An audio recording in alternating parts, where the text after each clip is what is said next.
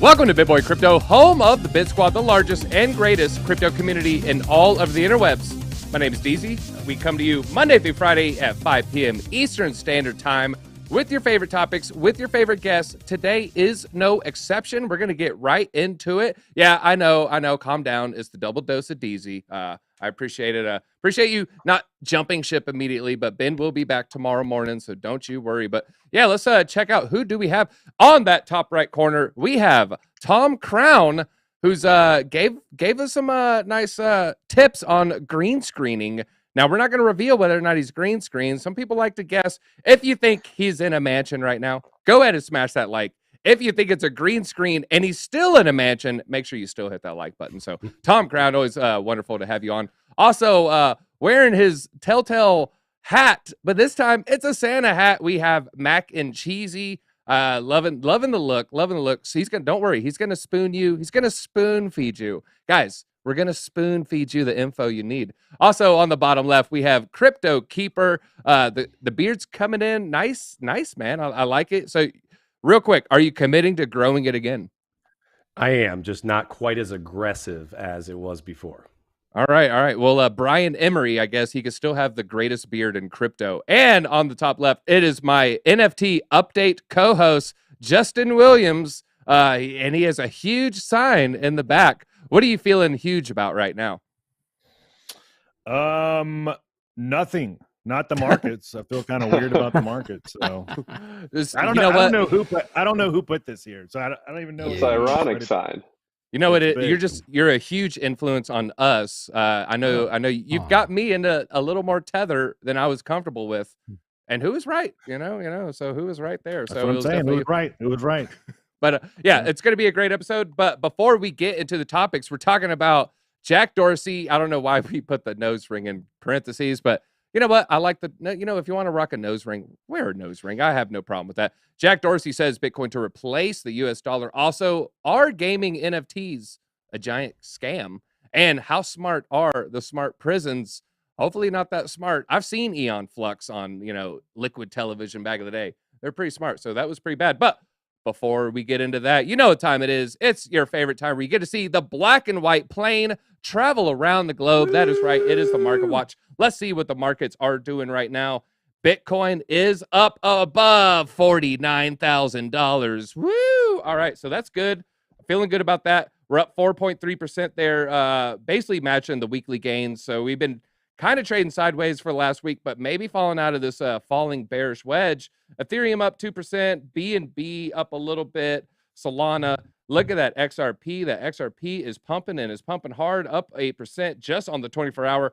Also, Luna up over 50%, almost 10%. If we look at the top gainers, IOTA up more than IOTA, up a whole lot of, up 18%. Loop Ring, the graph, oh man, in the double digits. Say it with me, chat, at 69 cents.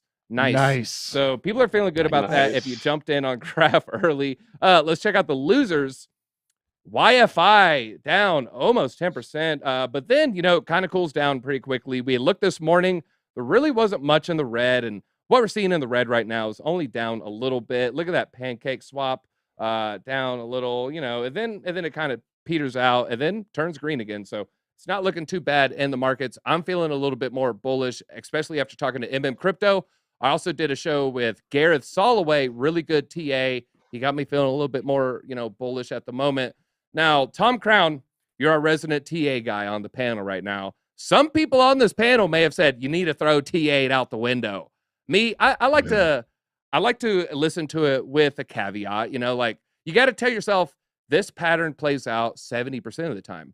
What happens is a pattern will play out 70% of the time, and people will just 100% ape in on a leverage trade that they're overexposed. Next thing you know, they get wiped out, and they're mad at the TA guy. They're mad at you, Tom. They're yelling at you. They want to grab your sunglasses off your head and smash them.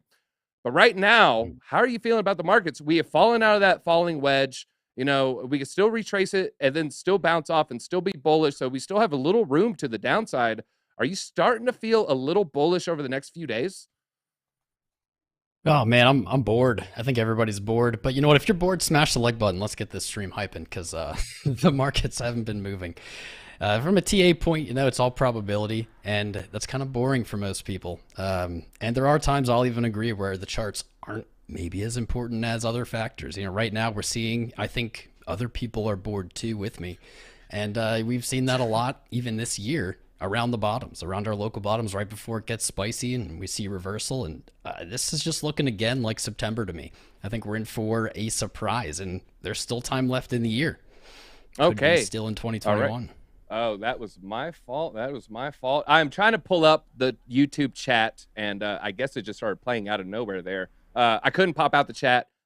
I listen to the people. It's not just the basement chat. We also listen to the YouTube chat. For instance, Matador said Crown +1. So you know what? Crown, you get your +1. Matador, that was all you. So appreciate that. All right. Well, yeah, we kind of fell out of that descending pattern. It is looking a little bit bullish. But as we saw on the weekly, we're up 3%. And then you look at the weekly, we're up 3%. So as of 6 days ago, very, very flat, very, very boring.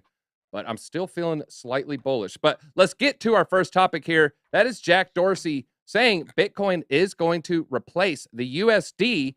He said that to Cardi B. I might have pulled up a picture for BJ. I don't know if he'll pull up. But yeah, so Cardi B, she tweeted out to her millions upon millions of fans that, hey, this is huge. Is crypto going to surpass the dollar? So it was a little surprising to see. I can pull it up. It's in the Trello. I put the JPEG in there. But yeah, so it's interesting to see that we're seeing this mainstream adoption. I saw a lot of talk online. If you read the replies, they're saying this is the top signal. This is the signal, kind of similar to the Katy Perry fingernails thing that we saw in 2018. Now, Justin Williams, I see you nod your head. It was in December, actually. Katy Perry, she painted her nails, oh, I have crypto nails, I think she called them. It was like an Ethereum nail and a Tron and a Litecoin and a Bitcoin and stuff. That considered, it was just, that was the top. We saw mass interest. When you see a Cardi B get interested in crypto, what does that say to you? So, the big short story, beginning of this channel, I was making, this is back in, I want to say early 2017, 2018, Ben and I, Ben created this channel. I was making all the memes. I made a meme of the picture of Katy Perry's nails, thinking it was so bullish. I thought, like, this is it. Like, it's going to go up, because we had just had like this huge crash, and so, but it was the top signal. Like it was the top signal. We didn't know it yet, but it was like a delayed top signal for the market at that point. Do I think this is the top signal? Like, if it is, it's a delayed, like a much delayed top signal. I think right now I feel slightly bullish on where the market is. I think we're going to have a sideways action, maybe a little to the downside until maybe January, and then I think we'll start seeing it pick up at the end of January. So I don't really think it's a top signal. I think it's just Cardi B saying crazy stuff and Jack Dorsey agreeing with her. Real quick, is this confirmation that you're leaning towards an extended cycle? Yeah, no, we talk about it all the time, DZ. Don't tell them my secrets. I like to play both sides. No matter what happens, I win. He believes it's an extended cycle. So anyway, yeah, I do. I think it's a slightly extended cycle, and I'm sticking to it. That's where I believe. Okay, I love that. So yeah, she asked her, it was 20 million Twitter followers. So we're not talking about a small account here. She has 20 million followers. Do you think crypto is going to replace the dollar? Now, I'm going to ask you here, Mac, is Bitcoin replacing the dollar even a possibility when we have whales that just have such a large amount of the Bitcoin? The dollar is going to be very volatile if this is the case. So is that even a possibility? Yeah, a couple of things there. One, on the top signal, until Cardi B makes a remix for WAP to Wag Me, that is when we'll identify the top signal. Until that remix comes out, all right, then we are good. Heard it here first. Not at the top. But going back to Bitcoin replacing the digital, replacing the dollar, I don't think this is necessarily in the cards.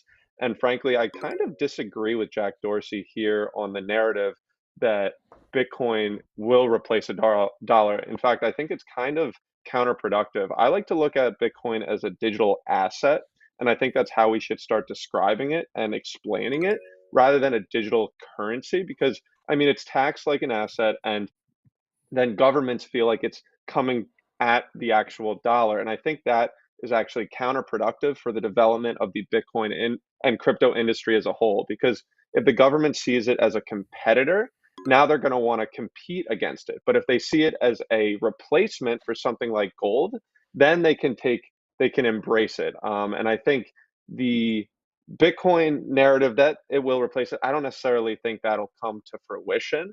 And I just think, how is it taxed? How is every time you transfer it, right? That's a taxable event. So in order for them to actually change how they change and make it so it can replace the US dollar, they have to change how the tax laws on the asset itself. And I don't think that's necessarily likely. So for it to replace the dollar from a currency and a transaction standpoint, I don't think that's necessarily in the cards. And I think there's a lot of money in the US dollar. So to entirely replace it, we're not there yet. Yeah, no, definitely not. I would see this any kind of scenario. You know, we actually will get into a timeline with the lightning round, so we'll save that. But yeah, you know, you bring up the government, and they are printing the dollars, you know, into, I don't want to say oblivion, but the purchasing power has fallen sharply. Looks like, you know, about 20% just in the last year of dollars have been printed. So, you know, we are seeing this scenario. You know, we're seeing scenarios in which this possibly could play out. Now, Crypto Keeper, you know, with them printing this into oblivion, are they kind of making this happen, or are they going to eventually pump the brakes, whether it's 5 months, 5 years, or 50 years from now? You know, first of all, great to be on the show. Everybody smash the likes. Definitely tells YouTube, you know, that you love everybody on the panel, not just easy. So yeah, so I think that the reality is, one of the things that we have to understand is that if we continue to print at the rate that we're printing right now, we are teeing the ball up for hyperinflation. It's just a fact. It's simple economics, right? So I think, I don't know how we're going to come to the conclusion with ultimately the people in office right now, but more printing is going to be nothing but counterproductive. Now, does it feel good for Bitcoin and assets that are a hedge against inflation? Sure, it does. But at some point, we have to recognize that this is not good for the macro economy. And let's look at it. When the greater economy is absolutely fearful about everything that's going on, what happens with the crypto markets? What happened back in March of 2020? Well, the markets took an absolute dump.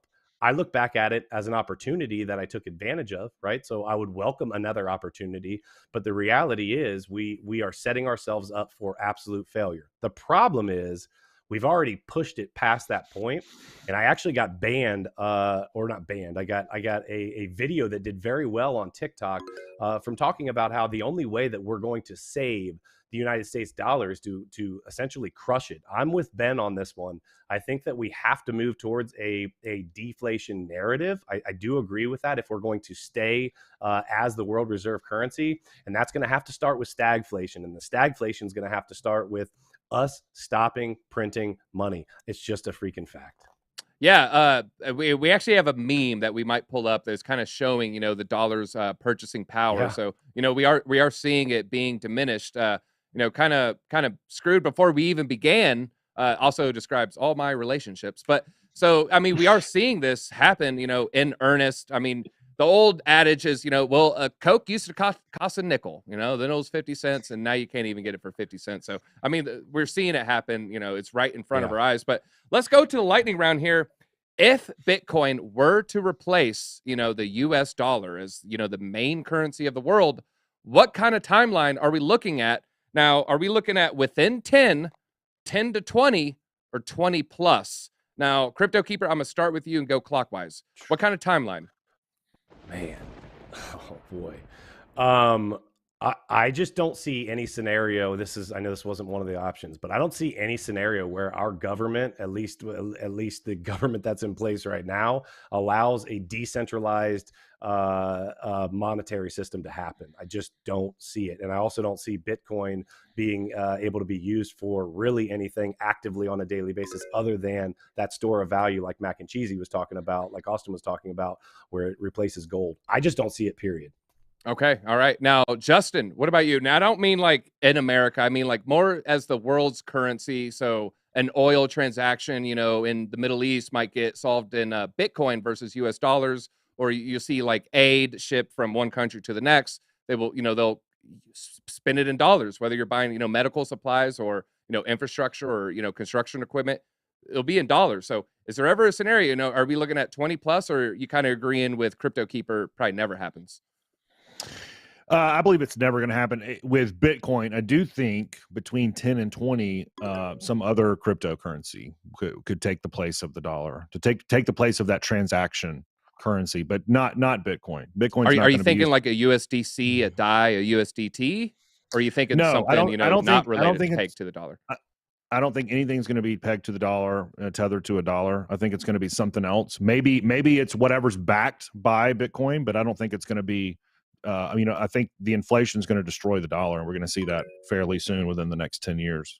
Yeah, before I jump to the next person, we've had the talk where, other countries will have stable coins and they'll have a better inflation rate than the dollar. And then, we're going to see a lot of stiff competition. Now, Tom Crown, do you ever see this, scenario playing out 10, 20 years, 20 plus? Where you landing? Well, every day we get closer, right? We've seen just this year more developments in the crypto space than I maybe ever thought it would even happen ever.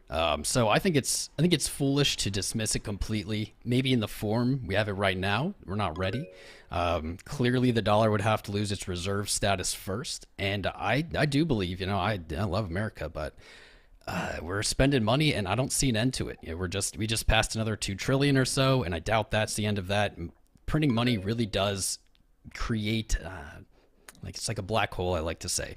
When you start printing it, it's very hard to stop, and when you do, it can be very damaging. And yeah. I think that let me give it a time frame, 20 years. I'm going to say Bitcoin because I don't have a better answer. Bitcoin will likely look very different by that time. But I think it's more of a crypto, and that could be the digital dollar, that could be the digital euro. It doesn't necessarily have to be Bitcoin, but I do believe that at least, I think someone alluded to that, will be backed by Bitcoin. So I think Jack Dorsey's right. Okay, and Mac and Cheesy, where do you land? Yeah, I agree with Justin and Tom on this, that I think Bitcoin may be the backing of an asset, the same way that gold was the backed the US dollar, that there was a gold standard of it. I think we might have the Bitcoin standard. I think that's kind of the reasoning for the book that we all know and love, the Bitcoin standard, that Crypto Keeper's pulling it up. Let's see that on the big screen. So the Bitcoin standard. So I think we might see a world where instead of the gold standard, it goes to the Bitcoin standard. And now the asset that is derived from Bitcoin itself is then what we use to transact. So I think it's the bigger question, I think, is when will crypto, or when will there be a digital currency that's kind of globally used? And I think that's within the next 20 years. All right, and I'm loving the logo. It doesn't at all look like someone's backside leaned over. It doesn't look like that at all. Add a crack on the egg. All right, I'm just messing with you, Mac. I love you. No, I like. Take a look definitely, at the logo.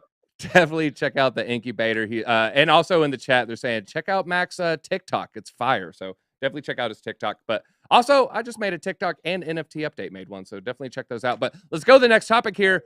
Are gaming NFTs a cash grab, aka are they scammy? We're looking at the Sweet Love Potion price. It's down over 90% right now. So there's a lot of people who bought the top. They bought these in-game assets. They're trying to earn their money. They're playing the Axie Infinity game.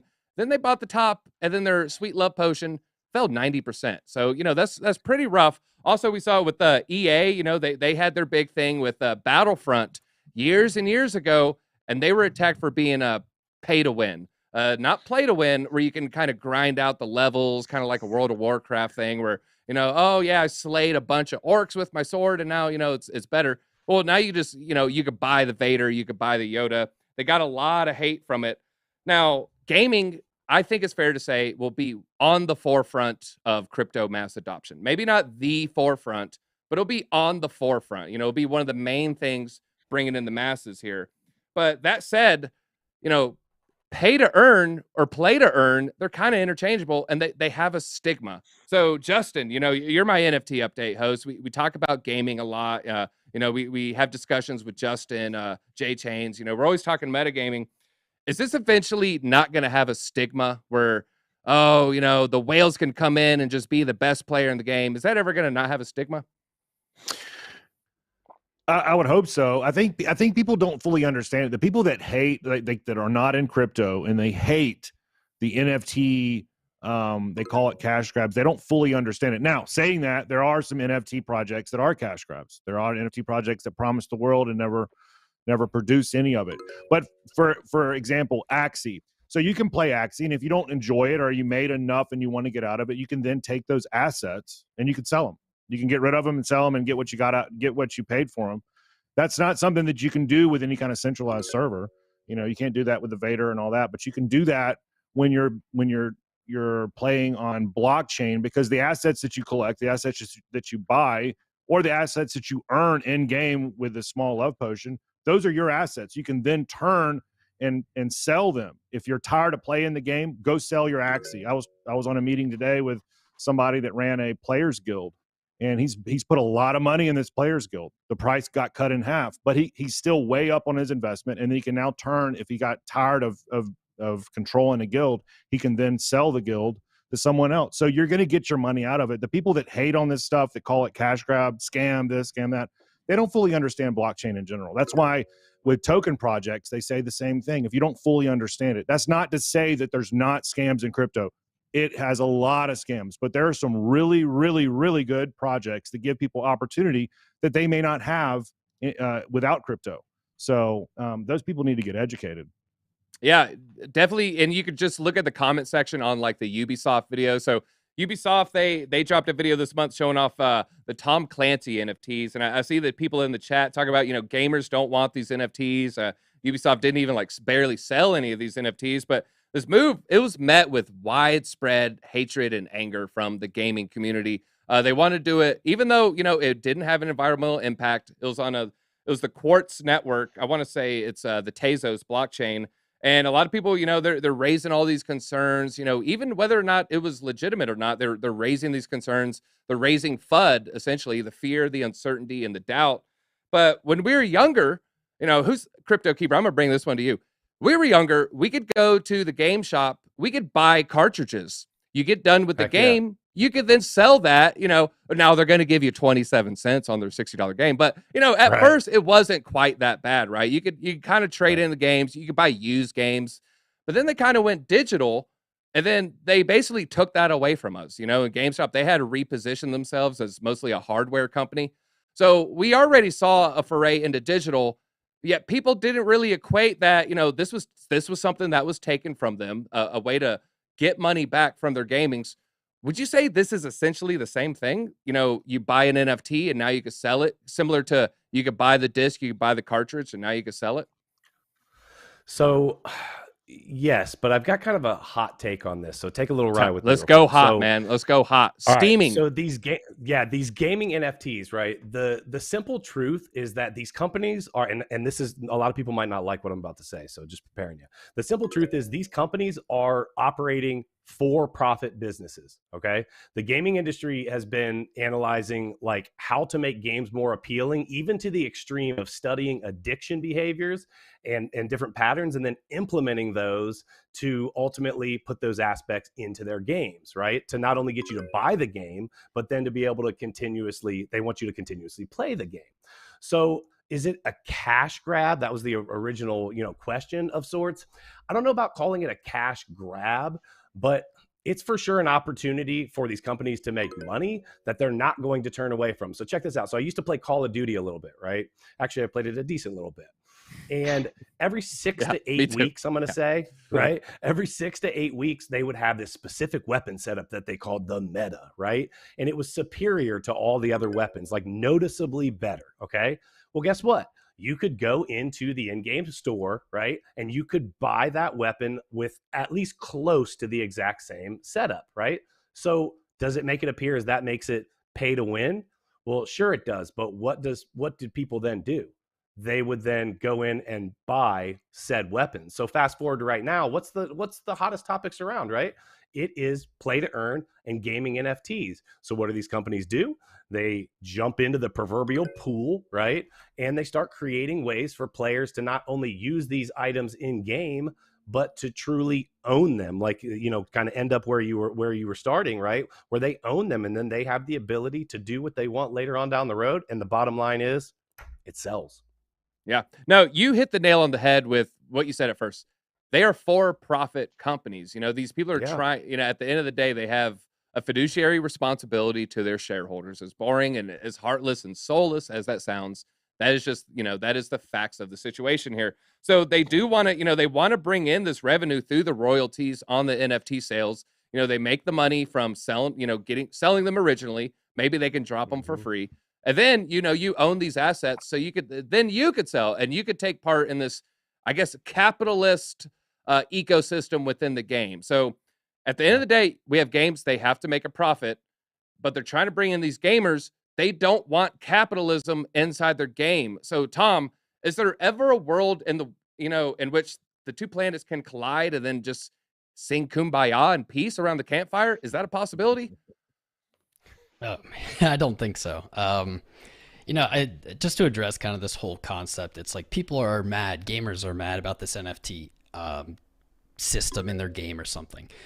Try just forcing crypto on anyone who doesn't understand crypto. They're gonna have the same reaction. So I think that it's like very almost consistent that would happen. That's a good point.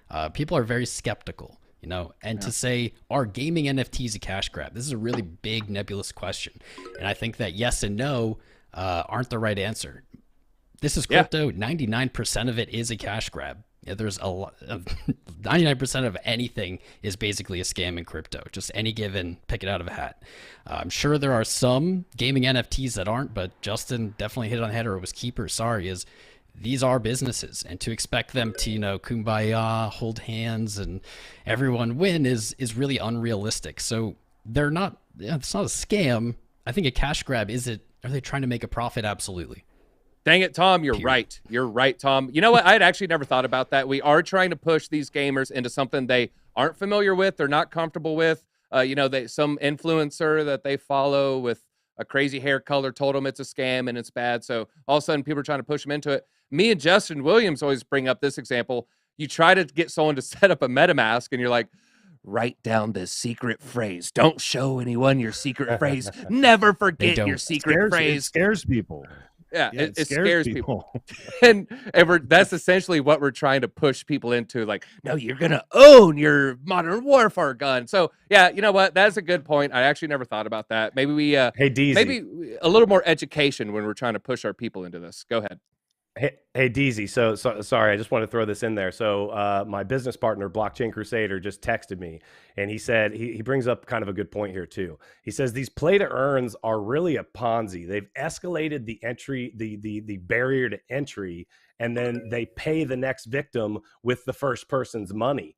And in a really chaotic, crazy way. I don't think he's that far off. No, and like with you talked about what you called her Axie. It's expensive to get into. It for sure is. The regular person, average person, they're not going to be able to. And like I said, SLP is down 90%. So no, that's 100%.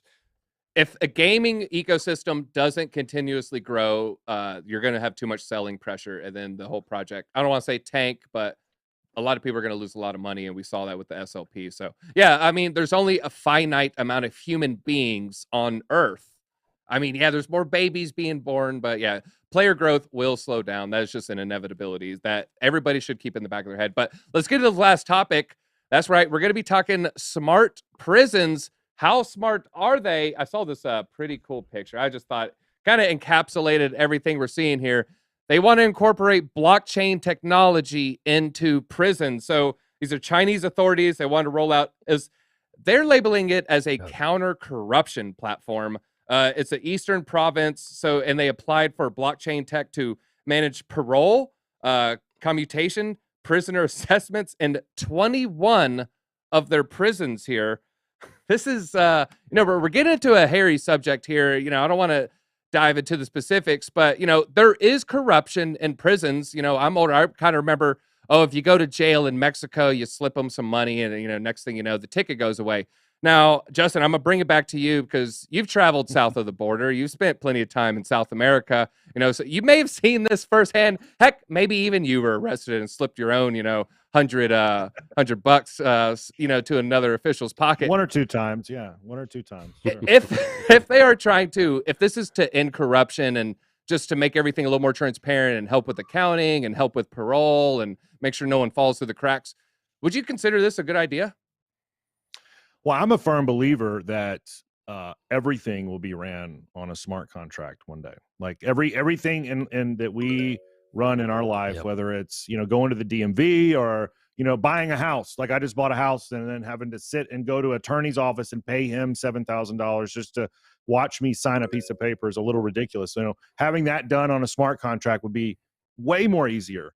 Every paying a speeding ticket, on a ledger on a smart contract will be super easy. So absolutely, do I think it's a good idea? I think it'll be a great idea. I think it is the future eventually. Now, when that happens, I don't know, 5 years, 10 years, bravo to China for, being a first mover on it. I don't know how it's going to go on that old saying, like the first one through the wall or the bloodiest, right? So it's going to be kind of gross and nasty and corrupt in the beginning, but eventually when everything kind of gets tightened down, the smart contracts are going to take over the world. We all know that. If you're in crypto, that, right? You see the direction we're going in. Now the people that our little bubble, the people on this show right now, we have to sit and wait for the rest of the world to kind of catch up to it. But yeah, it's a good idea. It's coming. And if, on that note, if all criminal records are on the blockchain, I think I speak for both NFT update people. Don't look up Deezy or Justin Williams. You don't want to turn over those stones. Don't do that. I got some rough ones. Yeah. All right. Yeah. There's some skeletons and spiders in that closet. All right. Well, it does leave. It takes away a lot of the corruption. So less breakdowns in prison security. Maybe less people escaping. Maybe less problems with riots. So there are some positives that can happen. Now, Mac, do you see this happening in America? Is America going to have these smart prisons as well? It's a great question because, I think in order for smart prisons to be embraced, it probably has to be moved into some other industries prior to that, right? So, why smart prisons versus other things? I think smart prisons because it's very transactional and it's very it's the same across the board, or in a general standpoint, right? You do this, you do that. Like there are systems in place such that there is kind of a direct correlation, or there is a direct sight into why a smart contract might be valuable, and why the blockchain and the open tendencies of that could be good for actual people that are there. I don't know. I do also think so. I obviously hyper bullish on smart contracts, hyper bullish on decentralization, but not everything has to be decentralized. Not everything has to be on a blockchain. Some technologies, in fact, like right now where we're at, there's just better solutions that are centralized solutions. Not saying that this is the case, but I always just think through just from a tech delivery standpoint. Like when you're going and you're developing an application, there's a thing called a technology stack, right? And your backend database, you decide what you want to do with your database. So do you want big data? Do you want something like an Oracle server? Do you want a decentralized solution? All of these decisions are decisions that you have to make when you're designing an application.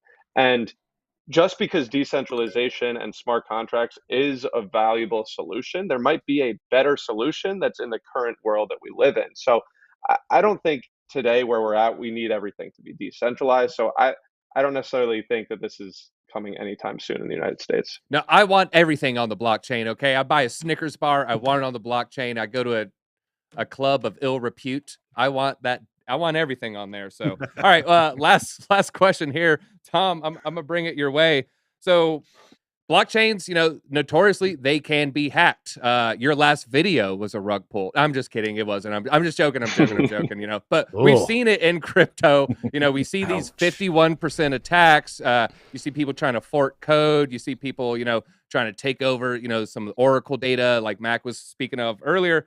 Now, is this going to be an issue with this technology? Can a prison's blockchain record, be 51% attacked where all of a sudden that, you know, that mafia boss, you know, who kind of gave a guy a bunch of money, you know, maybe the people in charge, the higher level government officials, next thing you know, some ones and zeros get moved around.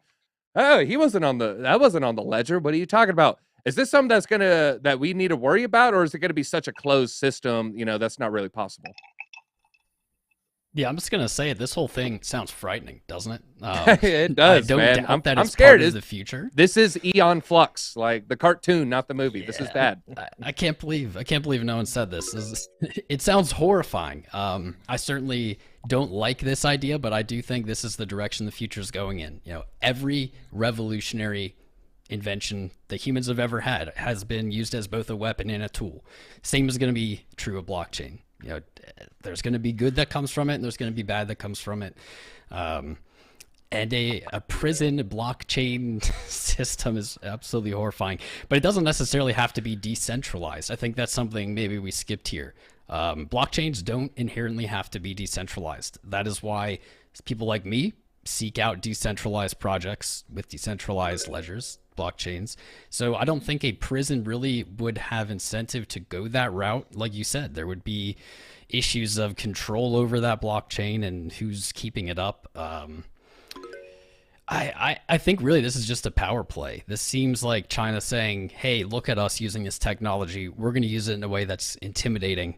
Don't get in trouble here.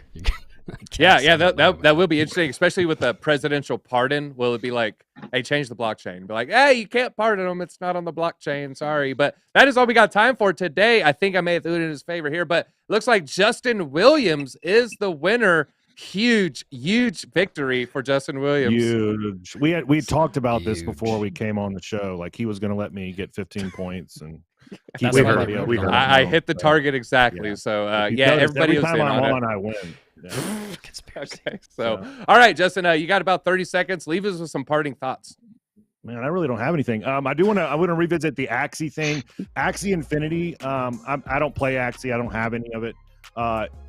Their developers are doing things to fix those issues with it collapsing once the ecosystem's getting big. I do encourage everybody to do some research, because that game, NFTs and that game in general, have made huge impacts in third world countries where, like we've talked about, Deezy's talked about before, where they can buy a sandwich at night and actually eat it. You know, so they've made huge impacts. NFTs have made huge impacts in third world countries, and this play to earn has made huge impacts. And so, do some research on it. Check it out. NFTs, blockchain in the future. I appreciate DZ letting me win. And until next time.